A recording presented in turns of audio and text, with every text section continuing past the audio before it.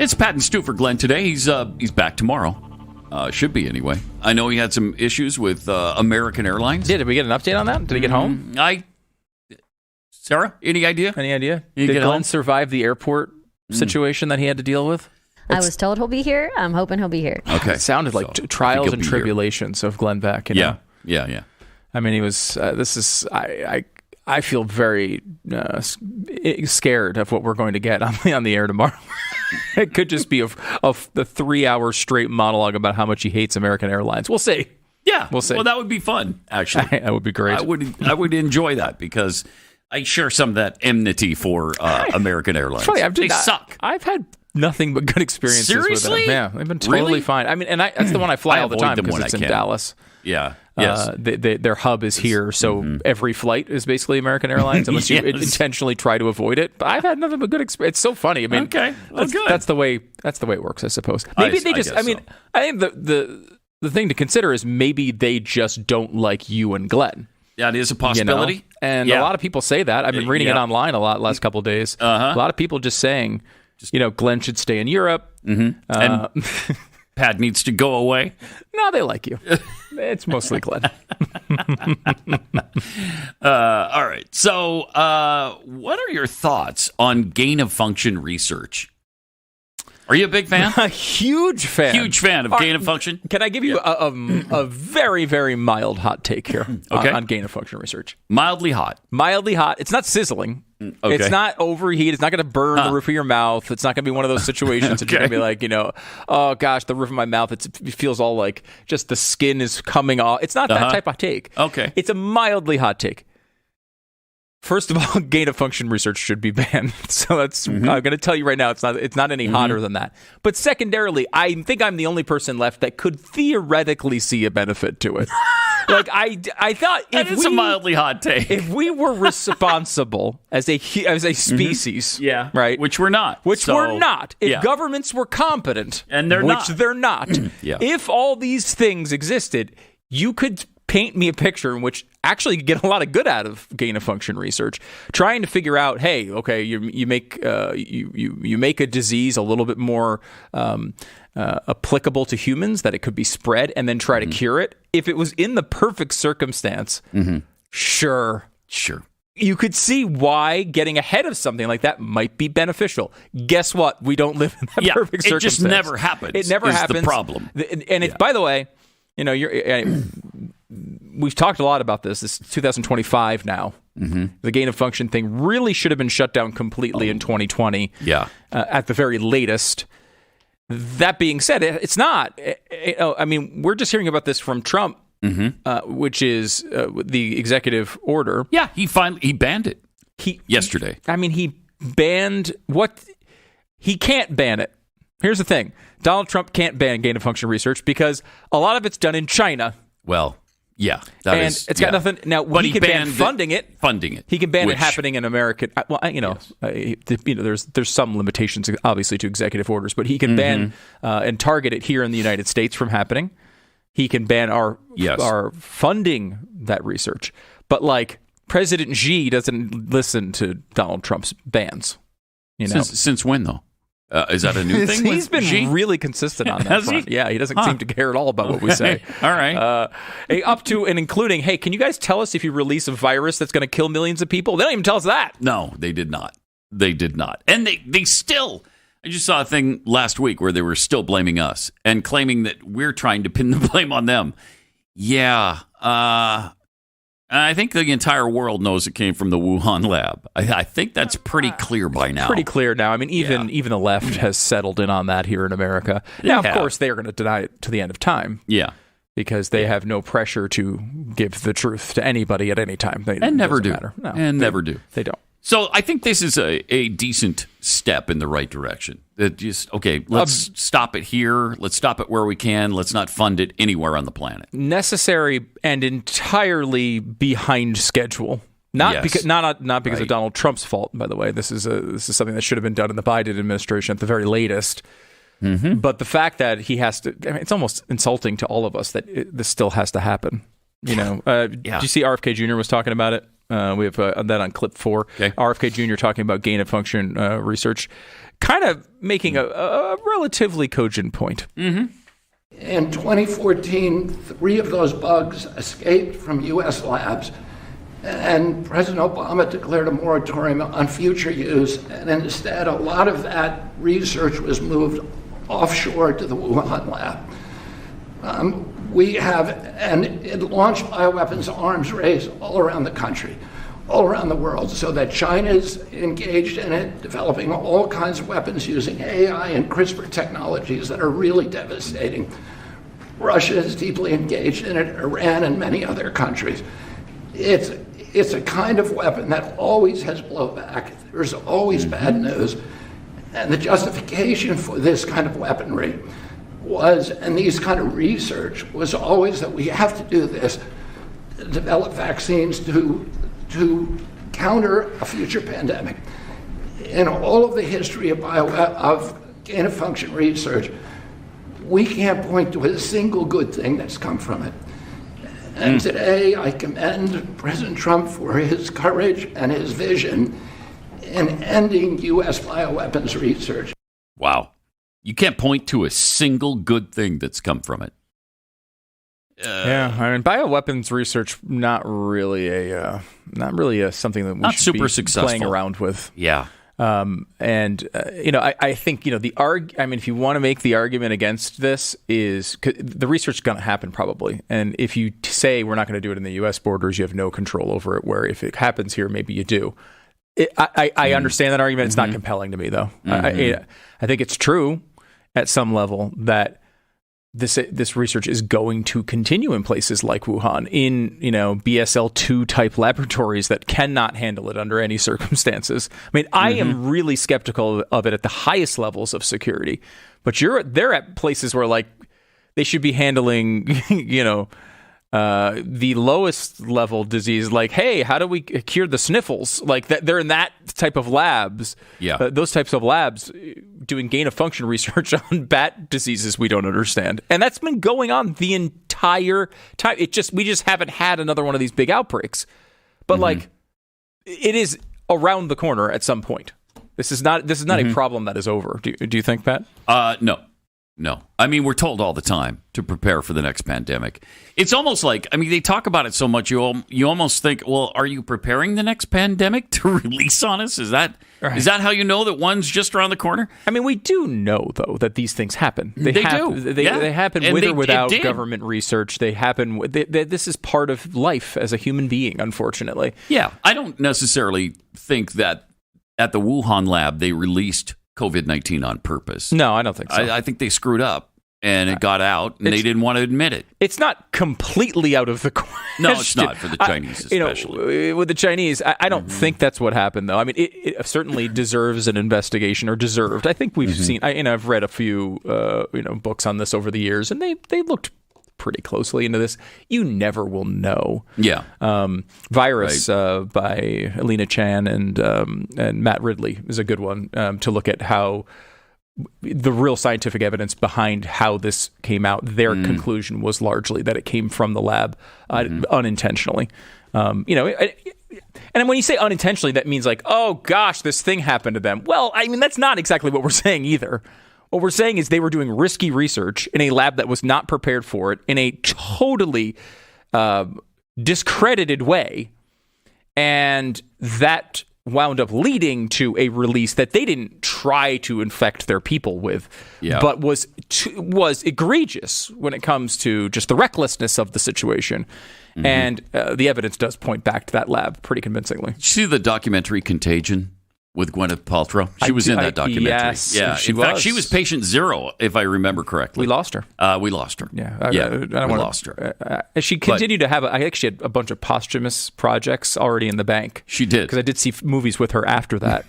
And she seemed to have created an entire company based on nothing.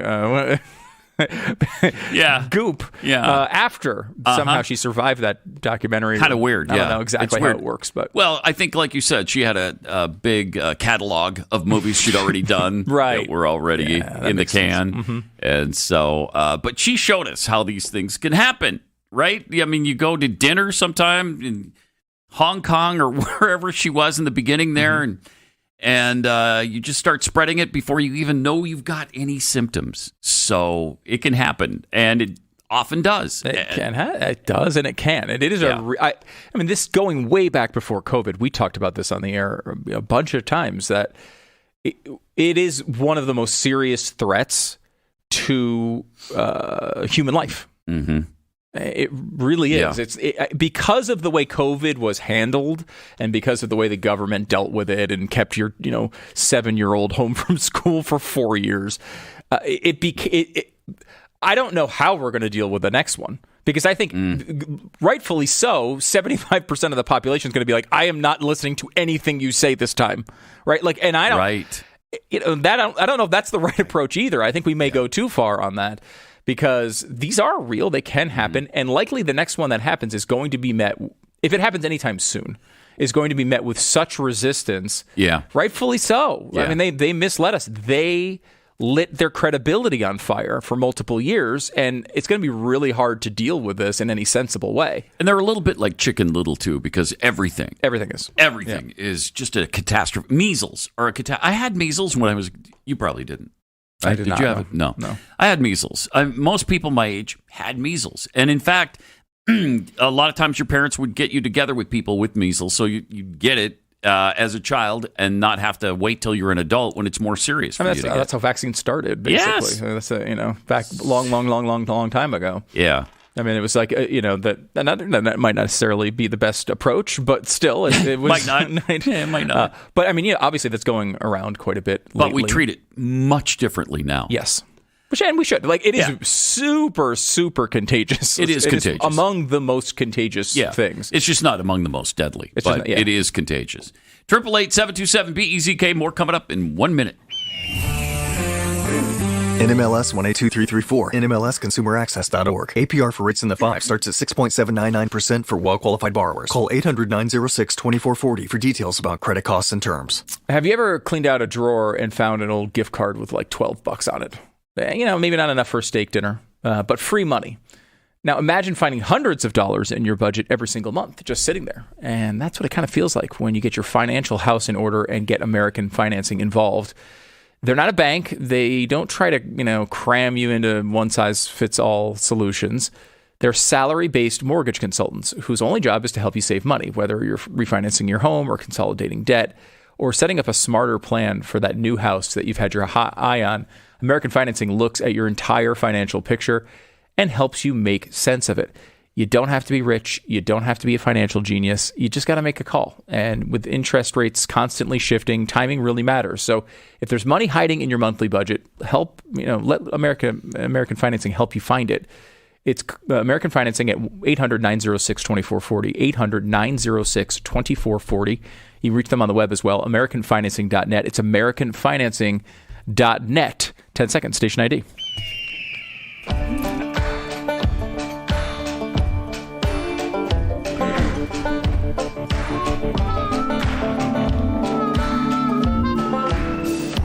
It's Pat and Stu for Glenn today. Glenn returns tomorrow, actually. President Trump wants to reopen Alcatraz. He talked about that yesterday. Where did you get the idea for reopening Alcatraz? Just an idea I've had, and I guess because the judges, so many of these radicalized judges, they want to have trials for every single, think of it, every single person that's in our country illegally, they came in illegally. That would mean millions of trials, and it's just so ridiculous what's happening. And it's long been a symbol, Alcatraz, of whatever it is. I mean, it's a sad symbol, but it's a symbol of law and order. And, it's got quite a history, frankly. Yeah. So I think we're going to do that, and we're looking at it right now. So without helicopter engines roaring in the background, he also talked about the plans for the 2027 NFL draft. Roger Goodell, he's the commissioner of the NFL, and he was with Trump talking about where the NFL draft in 2027 is going to be. I'd like to thank NFL Commissioner Roger Goodell, Washington Commanders owner Josh Harris, and Washington, D.C. Mayor Muriel Bowser, Secretary Scott Turner, Secretary Doug Burgum, And I see Howard Lutnick is here, too, Commerce, and some others that if I could see past the press, I'd name you, but I can't. I'm pleased to reveal that the 2027 NFL Draft, that's a big thing, will be held right here in our nation's capital, Washington, D.C., on the National Mall, and you get a little glimpse of it.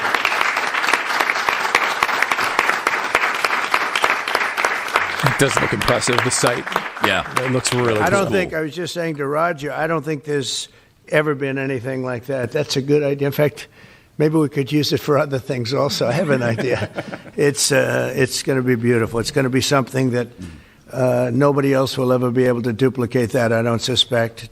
I don't know his politics, but Roger Goodell looks quite uneasy there. He looks uncomfortable. Well, the with the whole questions situation start coming. Yes. They're like unrelated, and he's like, I'm a football commissioner. Yeah. I think I'm going to sneak out here. yeah, the man protects the shield. That is his job. I will say, everyone bashes the guy. What does he have to do? He's done a pretty good job. I mean, the sport is incredibly popular. Yeah. Bringing in $10 billion a year. It's an amazing league. It brings in $10 billion a year. Every one of these franchises is worth $8 to $10 billion now. Mm-hmm. I don't know. What's he supposed to do? I don't know why the hate for Roger Goodell all the time. He gets booed at every draft. I don't get it. I think it's just become fun for the audience. Did they always do that? Did they do that with Brazil? Or I don't think so. I think it started with after like Deflategate and a bunch of the Patriots fans wound up starting. I believe that's how it started. They started booing him at the draft, and now everyone does it, which is kind of funny. Yeah, I think he enjoys it now. He just goes with the flow. I think he's kind of just embraced the Darth Vader thing, and it's fine. But it's like, I don't know. If I had somebody like, he's worth way more than $60 million a year. I mean, the guy. He's an incredible CEO of that organization in a way, and I don't know. I feel like he gets bashed all the time. They've done a great job with the draft. They've turned it from like something that you might flip on the weekends on ESPN until this big event where 100,000 people, hundreds of thousands show up. In Green Bay, Wisconsin, which is a town of 105,000, they had 600,000 people, more than 600,000 over the 3 days. So it was about 200,000, 220,000 per day. It's insane. It was incredible. And some of them have been at the most historic, like scenic. They did it on the the museum staircase at Philly. They did it. They've done it in like these really cool, beautiful places. Yeah. Green Bay, they basically did it in a parking lot. Now it's a legendary stadium. But still, it was a big parking lot. Yeah, it wasn't really a sexy location. Yeah, and they were able to do it. Now these like cold weather teams that don't normally get Super Bowls are able to have a big event, which is kind of cool. Mm-hmm. I don't know. Everyone's like, why would you want to go there and watch names get read? I totally would.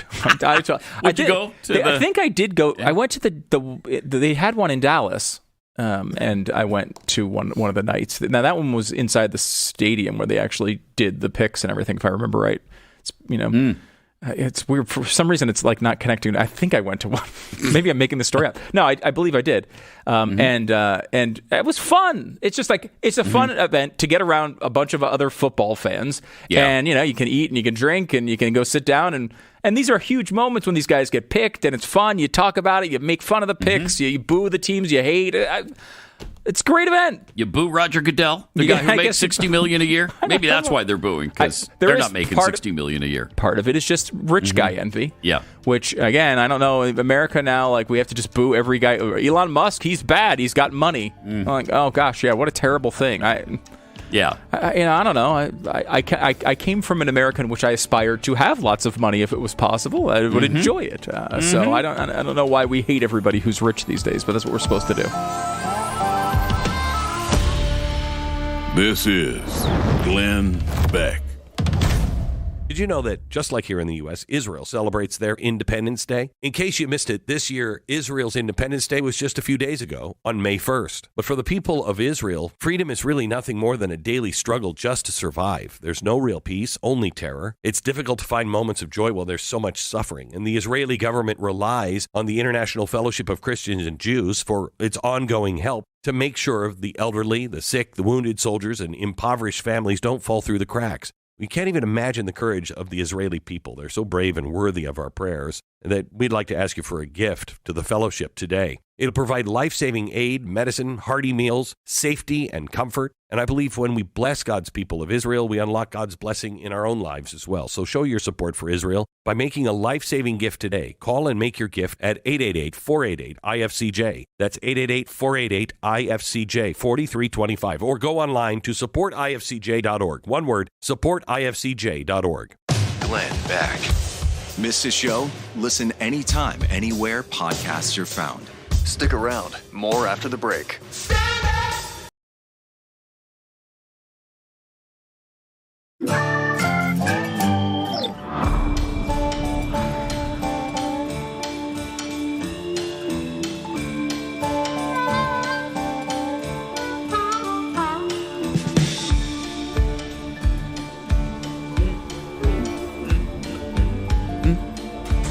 Pat and Stu for Glenn.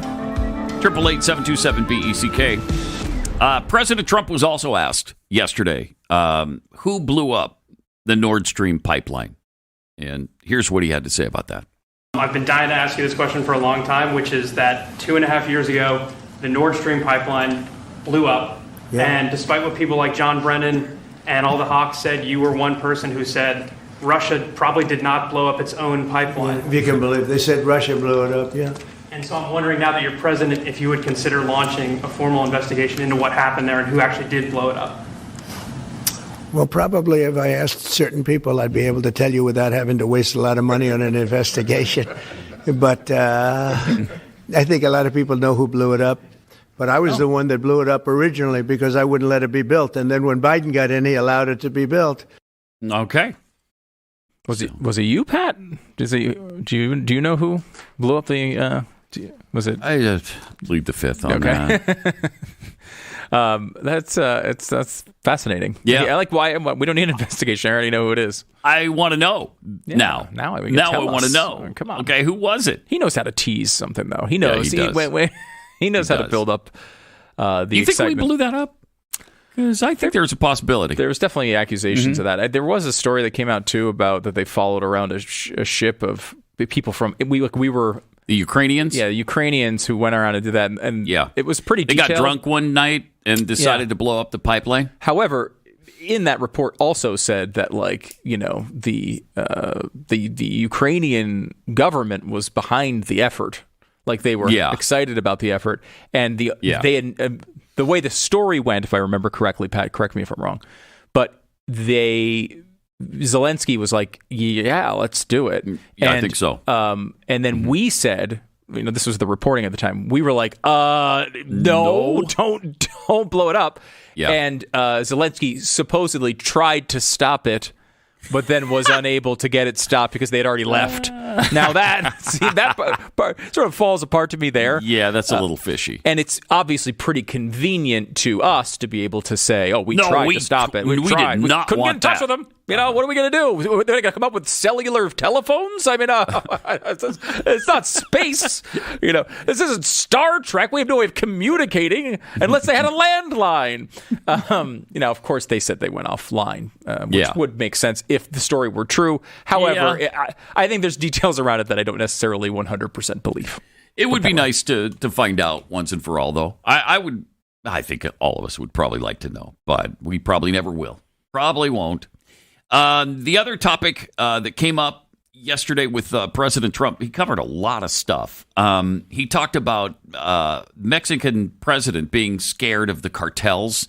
She's so scared that she can't even think straight.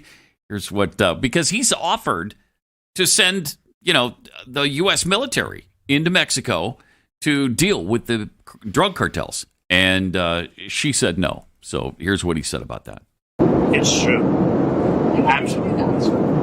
Because they are horrible people that have been killing people left and right, they've made a fortune on selling drugs and destroying our people. We lost 300,000 people last year to fentanyl and drugs. They're bad news. Yeah, that's true.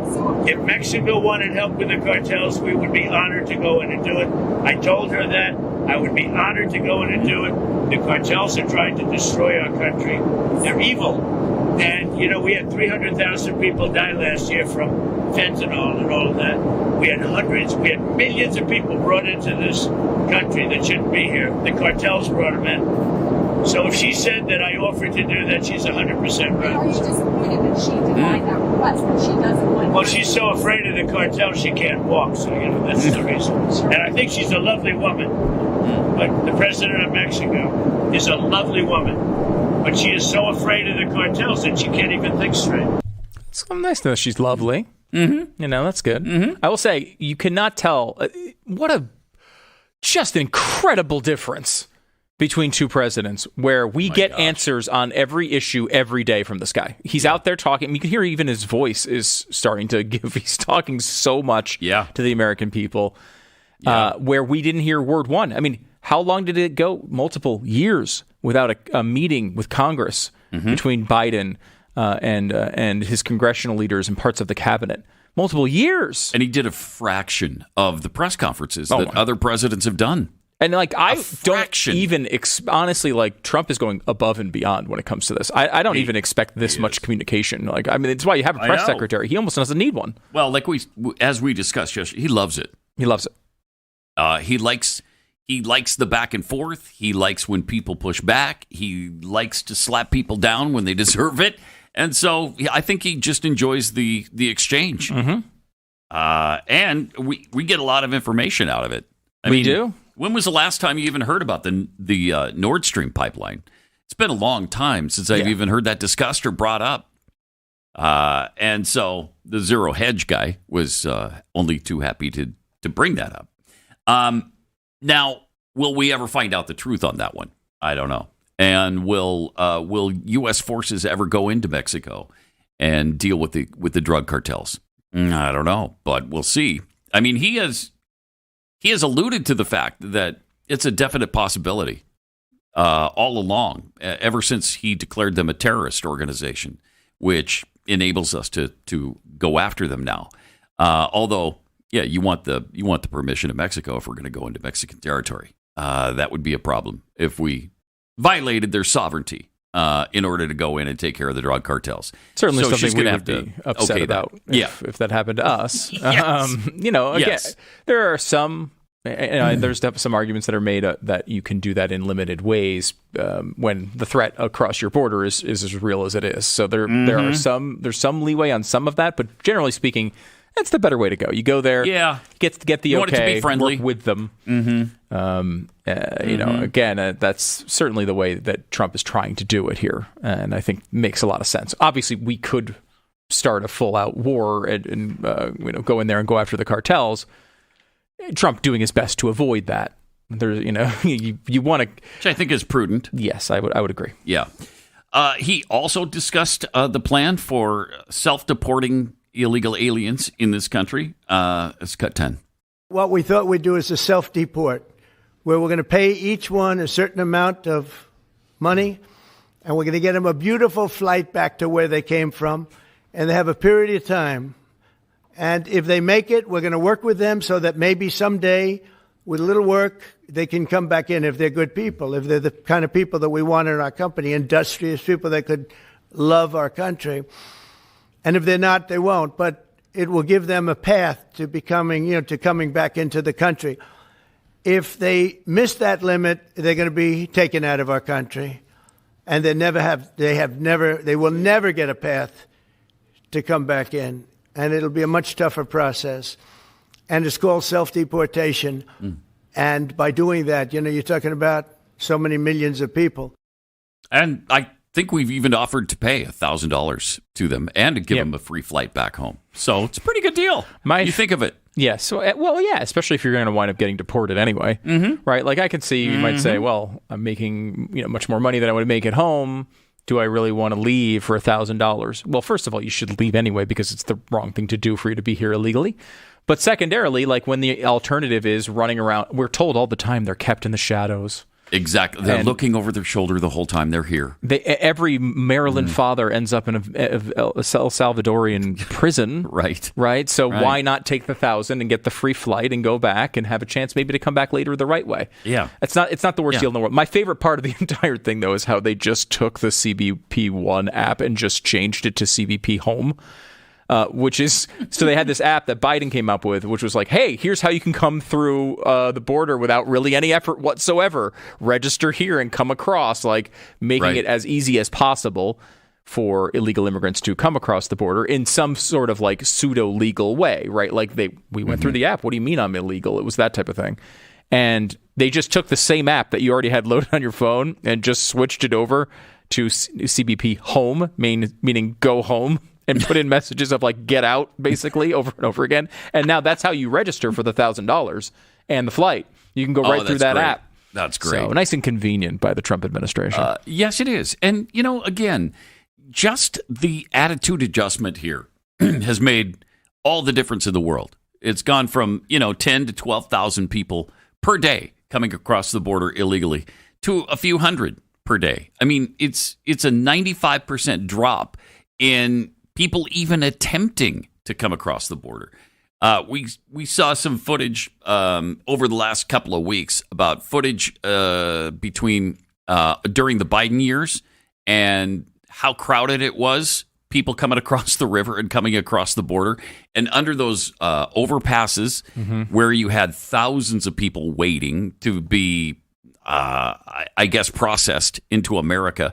And now all those areas completely empty. Nobody coming across the river, nobody under those overpasses.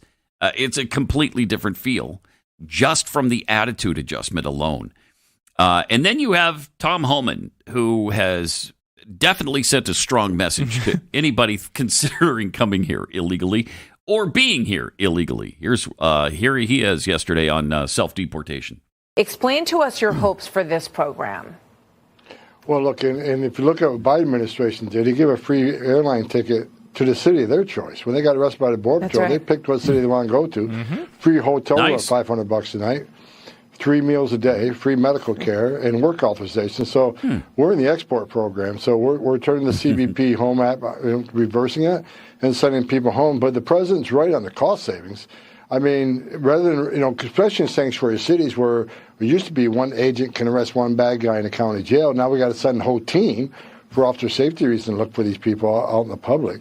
But I think this is ideal for like the 1.4 million illegal aliens who've been ordered deported but became fugitives, and open up other opportunities. It's going to be extreme cost savings, first of all, for the right people. And I think it's going to help remove those that want to come back under a legal program. For instance, if you're already deported but you have a U.S. citizen child here, well, someday that child can petition for you. But if we have to formally deport you, that puts mandatory bars against you.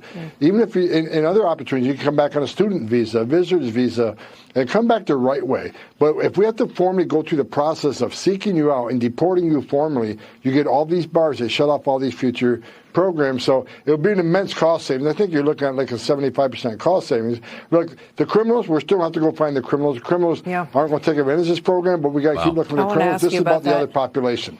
That's amazing that giving them $1,000 each and sending them home is a 75% cost savings over us having to find them and deport them. Yeah, the number of finding and deporting each one is around $17,000 each. I don't think I've ever heard that number. That's a crazy number, isn't it? That is nuts. I was surprised. I mean, 17,000 each. Yeah. I obviously, it's a large apparatus. They're trying not to be captured. I mean, and you could find. This is why I'm surprised that we have not had the. Man, look, maybe our standards are too high here. A lot has happened in 100 days. Yeah. Trump has done a lot, and these things take time. But I'm surprised we haven't seen the focus on like widespread workplace raids and, because that's where I think you can get a much more efficient economic process where you can get the numbers higher at lower cost. Yeah. People who are just, you've got, 1,000 people at, a factory and 940 of them are illegal, you get kind of more bang for your buck there. And that has not really been the focus. It's been more about going after the individual criminals, which are a higher priority, but also aren't going to give you that bang for the buck in the media, per se. 888-727-BECK. More coming up. Truth makes the left so mad. And right about now, they're all losing their minds. We must be doing something right. Stick around. Beck will continue right after this.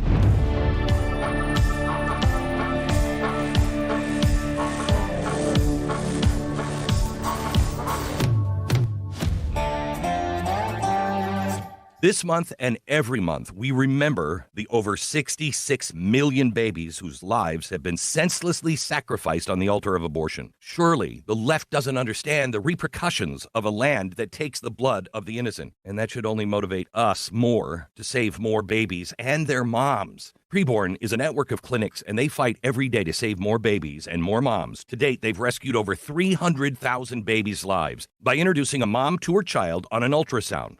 That baby's chance at life doubles. Preborn showers moms and babies with God's love and assistance for up to 2 years. So when they shout abortion, we shout life. Let's save more babies this year than last. One ultrasound is just $28, and only $140 will help rescue 5 babies. All of the gifts are tax deductible. So donate securely. Dial pound 250. Say the keyword baby. That's pound 250, keyword baby. Or go to preborn.com/Beck. Preborn.com/Beck. Sponsored by Preborn.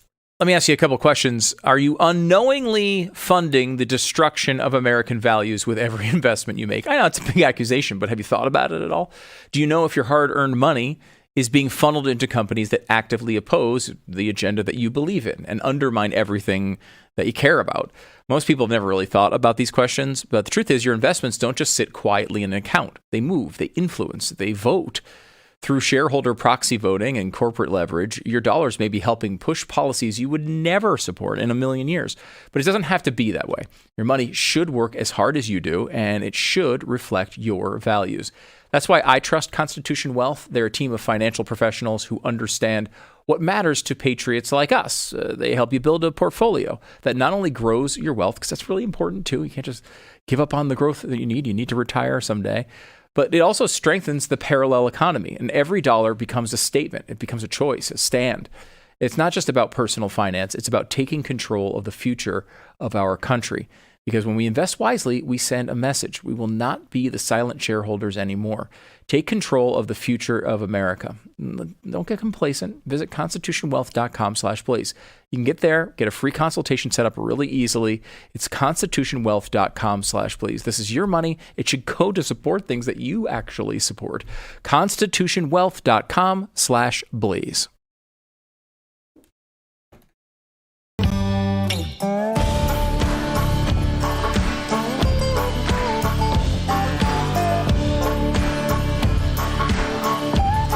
Pat and Stu for Glenn today. Some breaking news. An Israeli airstrike has struck the Sana'a International Airport in Yemen's capital and virtually destroyed it. I was going to say, that's a bit of an understatement. Yeah. They did warn the people who were there at the airport. As they always do. Yep. And said, by the way, I'd get out right now. Mm-hmm. And now they are saying, for example, the Wikipedia page for the airport now says was. Oh, wow. It was an airport in Yemen. That's where we are. Wow. They basically... So they hit them hard. Blew up the entire airport. It seems like they hit a fuel storage area. Yeah. But they've also... This is according to open source intel. They say less than 24 hours, Israel took out the Houthis' main cargo port, 2 cement factories, multiple power stations, an entire international airport, and Israeli officials, quote, "This is only the beginning." Wow. You don't want to screw with the Israeli military, man. They mean business. Yeah. They have to, because their survival depends on it. And we should be on this bandwagon with them. The Houthis have attacked us even more. I don't know, arguably Our shipping more. over and over and over it's attacked every day virtually. And I would argue behind the scenes we are very much involved in this. Although the Houthis blamed the U.S. and Israel jointly, but a U.S. defense official said we did not participate. I don't think we pressed any buttons. No, probably. That does not mean we did not participate. Some intelligence was provided? Intelligence, weapons, support. It's possible. A nod of the head, go ahead, guys. Yeah. That type of stuff. Possible? Yeah, that I believe.